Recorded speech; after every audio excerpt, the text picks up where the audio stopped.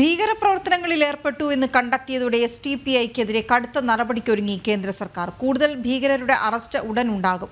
കഴിഞ്ഞ ദിവസം SDPI ഓഫീസുകളിൽ നടത്തിയ റെയ്ഡിൽ ഡിജിറ്റൽ ഉപകരണങ്ങളും രേഖകളും പിടിച്ചെടുത്തിരുന്നു.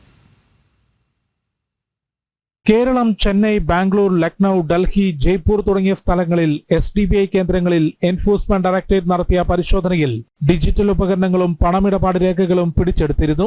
ED കസ്റ്റഡിയിലുള്ള ഭീകരൻ മുഹമ്മദ് കുട്ടി ഫൈസിയെ ചോദ്യം ചെയ്തതിൽ നിന്ന് ലഭിച്ച വിവരങ്ങളുടെ അടിസ്ഥാനത്തിൽ കൂടുതൽ പരിശോധനയും അറസ്റ്റ് നടപടികളും ഉണ്ടാകും. സാമ്പത്തികമായും ആശയപരമായും SDPIയെ നിയന്ത്രിച്ചത് നിരോധിത ഭീകര സംഘടനയായ പോപ്പുലർ ഫ്രണ്ട് തന്നെയാണെന്നും തീവ്ര ഇസ്ലാമിക ഭീകരവാദ സ്വഭാവത്തോടെയാണ് SDPIയുടെ പ്രവർത്തനമെന്നും എൻഫോഴ്സ്മെന്റ് ഡയറക്ടറേറ്റും IB ഉൾപ്പെടെയുള്ള കേന്ദ്ര ഏജൻസികളും ആഭ്യന്തര മന്ത്രാലയത്തിന് റിപ്പോർട്ട് നൽകിയിട്ടുണ്ട്.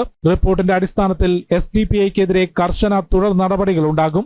SDPI നേതാക്കളുടെ പ്രവർത്തനങ്ങളും ഇതുമായി ബന്ധപ്പെട്ട സ്ഥാപനങ്ങളുടെ ഇടപാടുകളും സൂക്ഷ്മമായി നിരീക്ഷിച്ചു വരികയാണ്. ഭീകരവാദത്തിനായി പോപ്പുലർ ഫ്രണ്ട് സമാഹരിച്ച പണം SDPIയുടെ പ്രവർത്തനങ്ങൾക്ക് ഉപയോഗിച്ചുവെന്ന് അന്വേഷണ ഏജൻസികൾ തെളിവുകൾ സഹിതം കണ്ടെത്തിയിട്ടുണ്ട്. ജനം, ഡൽഹി.